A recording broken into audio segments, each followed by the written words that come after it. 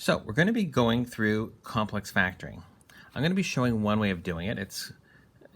I call it a crisscross. It's essentially a form of guess and check. This is different than decomposition.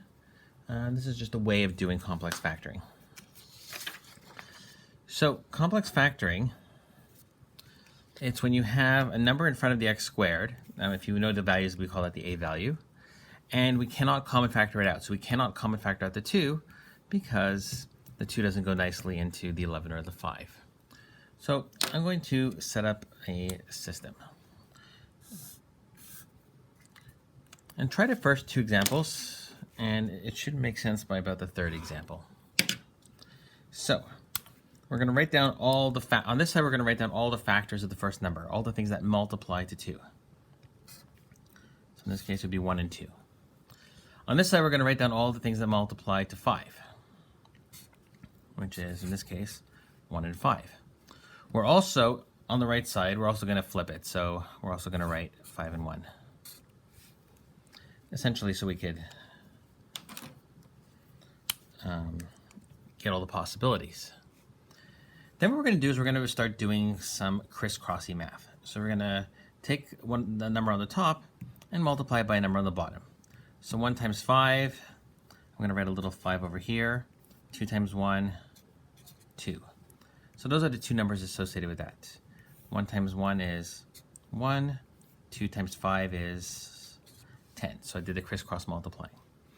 Then I'm going to look at these red numbers and I'm going to say which of these red numbers adds up to this middle one. So 5 and 2 adds up to 7. 1 and 10 adds up to 11. This is the 1. What am I going to do at that point? So what happens now is these are the numbers we're going to use in our final answer.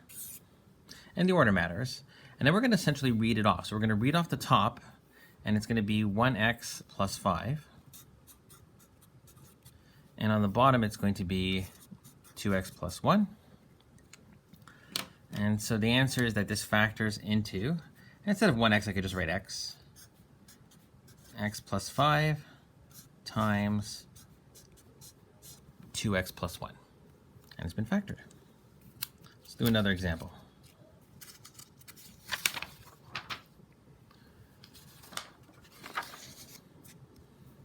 So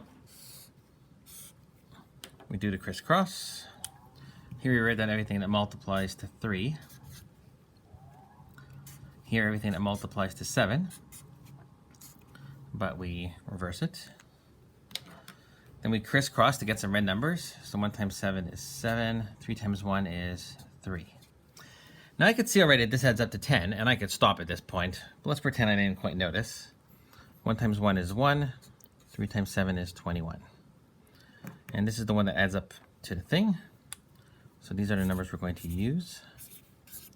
The top line is going to give us 1x plus 1. The bottom line is going to give us 3x plus 7. And this factors into x plus 1, 3x plus 7.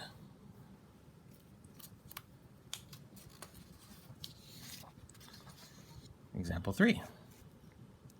Same idea. We're going to put the x. We're going to write down all the things that multiply to 2 are 1 and 2. Everything that multiplies to 12, there's going to be a lot of possibilities here. 1 and 12, 12 and 1, 2 and 6, 6 and 2, 3 and 4, 4 and 3. Kind of ran out of room. I probably should have squished it a little bit better. Or moved it over that way. So then we start making our red numbers. 1 times 12 is 12. 2 times 1 is 2. 1 times 1 is 1. 2 times 12 is 24. 1 times 6 is 6. 2 times 2 is 4. 1 times 2 is 2. And 2 times 6 is 12. And nothing looks like 11 yet. 1 times 4 is 4. 2 times 3 is 6. It's going to be the last one, isn't it? 1 times 3 is 3. And 2 times 4 is 8. And that's the one that adds up to 11. Of course. So these are going to be the answers. Reading off the top, we're going to get x plus 4 And from the bottom, we're going to get 2x plus 3.